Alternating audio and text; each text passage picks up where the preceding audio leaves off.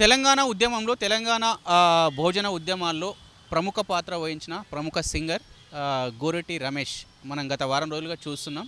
ఒక మార్వాడీస్ పైన తెలంగాణ సంస్కృతి పైన తెలంగాణ జీవితం పైన దాడి చేస్తున్న విధానంపై ఒక అద్భుతమైన పాట తీసుకొచ్చారు. దాంట్లో భాగంగా ఆ పాట తీసుకొచ్చిన ఈ తరుణంలో పోలీసులు ఆయన పైన కేసు బుక్ చేసి పిఎస్ కూడా పిలవడం జరిగింది. దీనికి సంబంధించి ఆ సింగర్ రమేష్ మనతో ఉన్నారు. అన్నగారితో మాట్లాడి దానికి సంబంధించిన వివరాలు తెలుసుకుందాం. అన్న నమస్తే. అన్న జై భీమ్. నమస్తే. జై భీమ్. పాట ఏ మూమెంట్లో తీసుకురావాల్సి వచ్చింది, దాని తర్వాత పరిణామాలు ఎట్లా ఎదుర్కొన్నారు?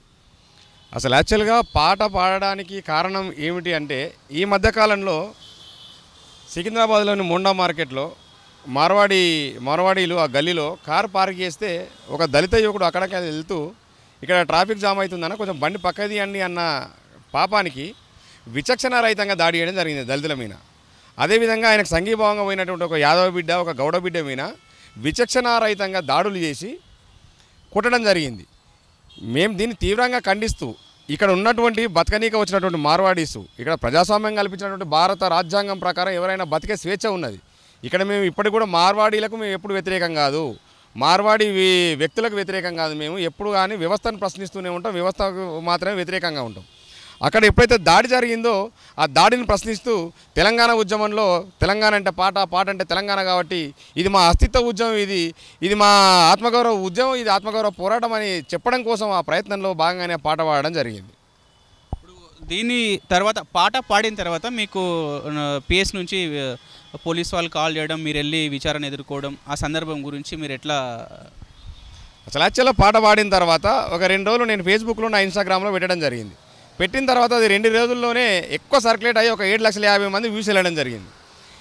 అప్పటికి మన ఎస్ఓటి పోలీసు వాళ్ళు దీని మీద నిఘా పెట్టి, లేదు అంటే వాళ్ళకి ఎవరైనా కంప్లైంట్ చేసిరో ఏందో తెలియదు కానీ నా మొబైల్ నెంబర్ తీసుకొని ట్రేస్ చేసి నేనున్నటువంటి ఇంటి దగ్గరికి రావడం జరిగింది. పొద్దునే 10 గంటలకు, నిన్న పొద్దుగాల 10:30 గంటలకు అక్కడ ఎస్ఓటి పోలీసులు వచ్చి మీకు పార్సల్ వచ్చింది, కొరియర్ వచ్చిందంటే నేను ఒక క్రెడిట్ కార్డుకి అప్లై చేశాను. ఒకవేళ క్రెడిట్ కార్డు ఇట్లా వచ్చిందాం అనుకొని కింది దిగిన క్రమంలోనే ఒక 2 ఎస్ఐలు 6 మంది కానిస్టేబుల్ ఒక 5-6 మంది మొత్తం మఫ్టీలో వచ్చేసి రిక్కి కట్టి, నేను షార్ట్ మీద ఉండి టీషర్ట్ వేసుకున్నా కనీసం నాకు ఎటువంటి సమాచారం ఇవ్వకుండా, మా ఇంట్లో ఉన్నటువంటి మా భార్య కూడా ఎటువంటి సమాచారం ఇవ్వకుండా, మా కుటుంబ సభ్యులకు కూడా సమాచారం ఇవ్వకుండా, అసలు మీరు ఎవరు ఏంది, కనీసం 41 PRC ఉందా, లేదు అంటే అరెస్ట్ వారెంట్ ఉందా, కనీసం మీరు పోలీసులు అయితే ఐడి కార్డు చూపించండి, లేకుంటే మీరు రౌడీలా లేకుంటే గుండాలా, అసలు ఏడి తీసుకుపోతారు, ఎవరు ఏంటంటే కూడా ఫస్ట్ నువ్వు ఎక్కని చెప్పేసి నన్ను బైక్ మీద ఎక్కించుకొని తీసుకెళ్ళడం జరిగింది.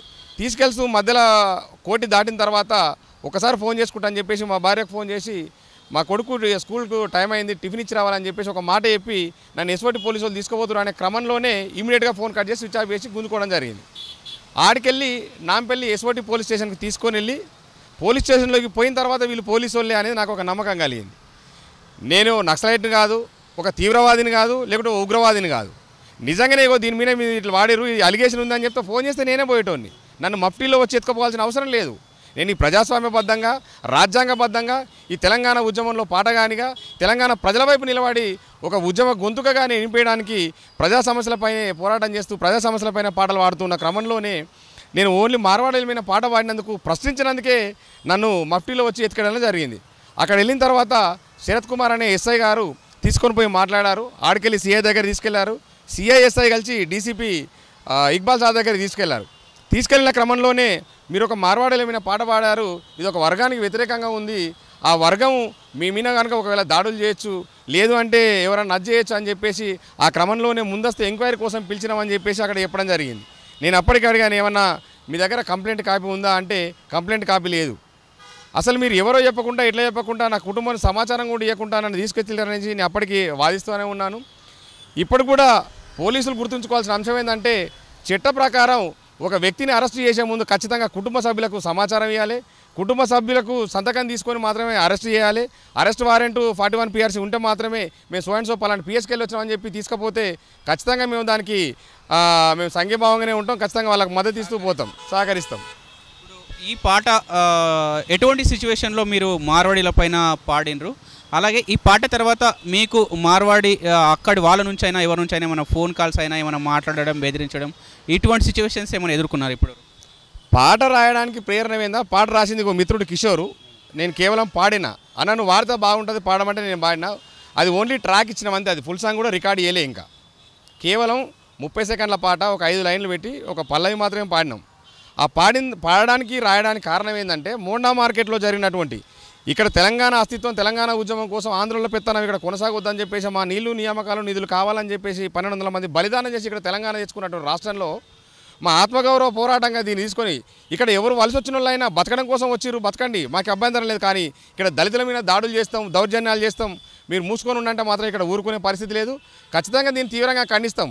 మళ్ళీ కూడా మీ ఛానల్ ద్వారా చెప్తా ఉన్నాం, మేము మార్వాడి వ్యక్తులకు మేము వ్యతిరేకం కాదు, కేవలం వ్యవస్థకు మాత్రమే వ్యతిరేకులం. కాబట్టి ఖచ్చితంగా ఇక్కడ ఎక్కడ దాడులు జరిగినా, దళితుల మీద దాడులు జరిగినా ఖచ్చితంగా స్పందించే విధంగా ఖచ్చితంగా మా గొంతులు, మా కళలు, మా గలాలు ఖచ్చితంగా పనిచేస్తాయని మీ ఛానల్ ద్వారా తెలియజేస్తా ఉన్నాం. ఒక తెలంగాణ ఉద్యమకారుడిగా, అలాగే ఒక గాయకుడిగా, రచయితగా, సామాజిక ఉద్యమకారుడిగా మార్వాడి తెలంగాణ సంస్కృతి పైన చేస్తున్న దాడిపైన అంటే మీ విశ్లేషణ. తెలంగాణ ప్రతి గ్రామాల్లో మార్వాడి షాప్ ఉంది. ఒకప్పుడు ఒక 10 years బ్యాక్ 20 years బ్యాక్ ఈ వ్యవస్థ లేకుండే. దీనిపైన మీరు ఎట్లా దీనిపైన కామెంట్ చేస్తారు? అసలు యాక్చువల్గా మార్వాడీలు వచ్చింది బ్రిటిష్ వాళ్ళ తర్వాత, స్వతంత్రం తర్వాత ఇక్కడ 40-50 ఏళ్ళ కిందనే వచ్చి ఇక్కడ స్థిరపడడం జరిగింది. ఇది ఆర్థిక రాజధాని హైదరాబాద్ కాబట్టి అక్కడికి వెళ్ళి వచ్చి ఇక్కడ వలస వచ్చి బతకడం జరుగుతుంది. భారత రాజ్యాంగం ప్రకారం ప్రజాస్వామ్యంలో ఎవరికైనా ఎక్కడైనా బతికే స్వేచ్ఛా హక్కు డాక్టర్ బాబాసాహెబ్ అంబేద్కర్ భారత రాజ్యాంగం ద్వారా కల్పించాడు. ఇక్కడ వచ్చి మీరు బతికితే మేము వద్దనేది లేదు, ఎవరి స్వేచ్ఛ వాళ్ళది. కానీ ఇక్కడ ఉన్నటువంటి మా అస్తిత్వాన్ని దెబ్బతీసి మా మీద దాడులు చేసి మమ్మల్ని ఇంకో రకంగా కించపరిచి ఇక్కడ మీ అస్తిత్వాన్ని మొత్తం దెబ్బకొట్టి మా తెలంగాణ సంస్కృతిని విధ్వంసం చేస్తుంటే ఇక్కడ ఊరుకోవడానికి ఎవరు సిద్ధంగా లేము. ఖచ్చితంగా ఇది మా తెలంగాణ అస్తిత్వ పోరాటం, మా అస్తిత్వ ఉద్యమంగానే మేము స్వీకరిస్తాం. ఖచ్చితంగా మా దళితులపైన ఎవరు దాడులు చేసినా ఖచ్చితంగా మా గొంతులు, మా గలాలు, కళలు ఖచ్చితంగా వినిపిస్తాం. పాటను ఆపాలని చూస్తే ఒక గోరట రమేష్ ఆపితే 100 మంది గోరట రమేష్లు పుట్టుకొస్తూ ఉంటారు. పాటను ఆపాలని గద్దరన్న విన తూటాలు వేలిస్తేనే తూటాలు పెట్టుకొని విప్లవోద్యమంలో పాటలు పడితే కొన్ని 1000 మంది నక్సలిజంలోకి అడుగుపెట్టారు. ఇక్కడ జయరాజన్నను దాడులు చేస్తే జయరాజన్న పాట ఆపలేదు, గద్దరన్న మీద కాల్పు జరిగితే ఆపలేదు, గోరటెంకన మీద జరిగితే ఆపలేదు, ఏపూరు సోమన మీద జరిగితే ఆపలేదు, ఇక్కడ మచ్చ దేవేందర్ మీద దాడులు జరిగితే ఆపలేదు. ఇట్లా దాడులు చేసే క్రమంలోనే పన్సార్ లాంటి వాళ్ళను ఎంతోమందిని కర్ణాటకలో కాల్చపినటువంటి సందర్భాలు ఉన్నాయి. ఇక్కడ ప్రశ్నను మూసివేయాలనే సందర్భం ఎప్పుడు వచ్చినా కానీ ఇక్కడ రెంజల రాయేష్ కావచ్చు, బైర నరేష్ కావచ్చు, చాలామంది ఉద్యమకారులు, సామాజిక ఉద్యమకారులు, సామాజిక విప్లవకారులు వీళ్ళందరూ ఎన్నో పోరాటాలు చేసి ఎన్ని ఉద్యమాలు చేసి అణచివేయాలని చూసినా కానీ ఉద్యమాల ద్వారా, విప్లవాల ద్వారా ఖచ్చితంగా తన గొంతును, తన వారసత్వాన్ని ఇంకో గొంతు ఖచ్చితంగా మూస్తుంది. కాలం చాలా విలువైంది. ఒక కాలం ఇంకో కాలానికి ఖచ్చితంగా కాన్పు చేస్తుంది. గద్దరన్న మోతి ఇలా 100,000 మంది గద్దరన్నలు పుట్టుకొచ్చారు. గద్దరన్న లేక వాడకుండొచ్చు, కానీ గద్దరన్న వారసత్వాన్ని పోయినాక గద్దరన్న పాటగా మాలాంటి వాళ్ళు చాలామంది ఇలా బయటకు వచ్చినాం. ఇలా ఒక గోరట రమేష్ గొంతును మూస్తే నేను ఒక్కరోజు అరెస్ట్ చేయగానే నైటే 15 పాటలు వచ్చినాయి మార్వాడీల మీద. ఇంకా అవి రికార్డు చేయనట్టుంది మిత్రులు. అది ఖచ్చితంగా ఒక పాటను మూయాలని మీరు ప్రయత్నం చేస్తే ఈ తెలంగాణలో అది సాధ్యపడదు అనేది మీ ఛానల్ ద్వారా ఖచ్చితంగా చెప్పదలుచుకున్నా. రమేష్ అన్న, ఈ సందర్భంగా మా V5 ప్రేక్షకులకు, అలాగే తెలంగాణ సమాజానికి ఎవరైతే మార్వాడీల చేత దాడికి గురైనరో వాళ్ళకు అందరి కలిపి ఒకసారి మీరు ఆ పాడిన పాట ఒక్కసారి వినిపించండి. తప్పకుండా. కిషోర్ రాసినటువంటి పాట తెలంగాణ స్లాంగ్లోనే, తెలంగాణ వాదనలోనే, తెలంగాణ భాషలోనే రాయడం జరిగింది, నేను పాడడం జరిగింది. మార్వాడి మంది కొంప ముంచటోడా, మార్వాడి గలీజు దంద నేర్చినోడా, మార్వాడి తెలంగాణ ముంచటోడా, మార్వాడి బ్రిటిషోని వారసుడా, ఊరూరికి నీ గాడి బిజినెస్లో నువ్వు కేడి, తెరిచినావు నువ్వు బోడి నీ కండగుండు మోడి, మార్వాడి మంది కొంప ముంచటోడా, మార్వాడి తెలంగాణ ముంచటోడా. మార్వాడీల పైన ఇంత పెద్ద పాట సంచలనం కావడానికి ప్రధానమైన వ్యక్తి కిషోర్ అన్న, రైటర్. ఆ పాట ఎలాంటి సందర్భంలో తన కలం నుంచి ఆ అక్షరాలు బయటకు వచ్చినాయి ఒక్కసారి తెలుసుకుందాం అన్న. నమస్తే కిషోర్. నమస్తే అన్న. ఇది యాక్చువల్ ఏంటంటే తెలంగాణ ఉద్యమం అనేది ఒకరోజు వచ్చింది కాదు. తెలంగాణ ఉద్యమంలో చాలా రకాల పాటలు వచ్చినాయి. ఈ ఒక్క పాటతో మార్వాడి ఉద్యమం ఆగదు. ఎందుకు ఆగదంటే ఇక్కడ స్థానికుల మీద దాడి జరిగినప్పుడు ఉద్యమం ఉధృతం చేస్తాం. నా గొంతు కొంచెం నార్మల్గా ఉంటుంది, మెలోడీగా ఉంటుంది కాబట్టి రమేష్ అన్నతో గంభీరమైన గొంతు, ఆయన ఉద్యమకారుడు కాబట్టి ఆయనతో పాటించాల్సి వచ్చింది ఈ పాట. తెలంగాణ ఏ వ్యక్తి పైన దాడి జరిగినా ఖబర్దార్ మార్వాడీలకు హెచ్చరిస్తున్నాం. ఇట్లాంటి పాటలు 100 వస్తాయి. నేను రాయడం పక్కన పెట్టండి, ఇది ఒకటే పాట రాశాను నేను. నన్ను మించిన పాటలు రాసేవాళ్ళు చాలామంది ఉన్నారు తెలంగాణలో. 20-30 పాటలు కొత్తగా రాశారు, అవి రికార్డ్ చేసి మార్కెట్లోకి వస్తాయి. మీరు ఇది ఒక పాట రాశారా? ఇంకా మీరు రెగ్యులర్గా మీ యాక్టివిటీ ఏముంటుంది? రైటర్ మార్వాడీల పైన రాసినటువంటి పాట ఇది ఒకటే. నేను అంతకుముందు రెగ్యులర్గా పాటలు ఉన్నాయి. పండుగ సాయన మీద రాశాను, కుల వృత్తుల పైన రాశాను, మన తెలంగాణ ఉద్యమంలో రాశానప్పుడు 2011 నుంచి రాస్తున్నాను పాటలు. నేను చాలా పాటలు ఉన్నాయి మార్కెట్లో. మనతో పాటు ఉన్నారు మరొక సింగర్, సమతా సైనిక్ దళ సైనికుడు శేఖర్ మాస్టర్. ఒక్కసారి తన వాయిస్ కూడా తీసుకొని ఈ పాట పైన తన అభిప్రాయం తీసుకుందాం. అన్న చెప్పండి. అన్న, నిన్న ఉదయం గోరెటి రమేష్ అన్నను అరెస్ట్ అన్నను దాన్ని నేను కిడ్నాప్గా నేను చిత్రీకరిస్తాను. ఎందుకంటే ఏమీ చెప్పకుండా ఎలాంటి నోటీసులు లేకుండా అన్నను పొద్దుగాలనే ఒక షాట్ మీద ఉన్న అన్నను ఎత్తుకపోవడాన్ని దీన్ని తీవ్రంగా ఖండిస్తున్నా. ఎందుకంటే తెలంగాణ గడ్డ అంటేనే పోరాటాల గడ్డ. తెలంగాణ ఎప్పుడు కూడా ప్రశ్నించే తత్వాన్ని నేర్పుతుంది కాబట్టి తెలంగాణ గడ్డ ఎప్పుడు నిండు గర్భిణితో కవులను, కళాకారులను, మేధావులకు పురుడోసుకుంటుంటుంది. అలాంటి గడ్డ పైన ప్రశ్నను చంపలేవు, ప్రశ్నించే వ్యక్తులను చంపచ్చు కానీ ప్రశ్నను ఎప్పుడు కూడా చంపలేవు.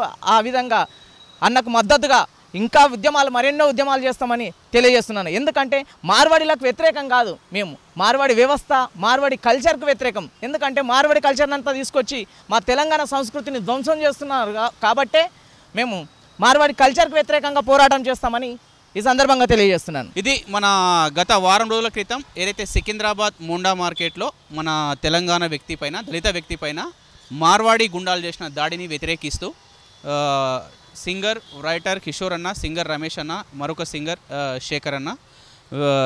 రమేష్ అన్న ఒక అద్భుతమైన గంభీరమైన గొంతుతో మార్వాడీలు తెలంగాణ సంస్కృతిని ఎట్లా విధ్వంసం చేస్తున్నారు, ఎట్లా ఇక్కడ వనరులను, ఇక్కడ ఆర్థిక వనరులను ఎట్లా దోపిడీ చేస్తున్నారని ఒక అద్భుతమైన పాట. ఆ పాట అనంతరం రమేష్ అన్నను పోలీసులు అరెస్ట్ చేయడం, ఎస్ఓటి వాళ్ళు, అలాగే మళ్ళీ మన తెలంగాణ ఉద్యమకారుల నుంచి ఒత్తిడి వల్ల విడుదల చేయడం, ఇవన్నీ జరిగిపోయినాయి. దాంట్లో భాగంగా ఇక ముందు కూడా తెలంగాణ పైన ఇంకా ఎలాంటి ఎవరైనా సరే తెలంగాణ దళిత బహుజన వ్యక్తులపైన, సమాజం పైన, సంస్కృతి పైన దాడులు చేస్తే ఊరుకునేది లేదు అని వీళ్ళు మన V5 ఛానల్తో మాట్లాడుతూ హెచ్చరిస్తున్నారు.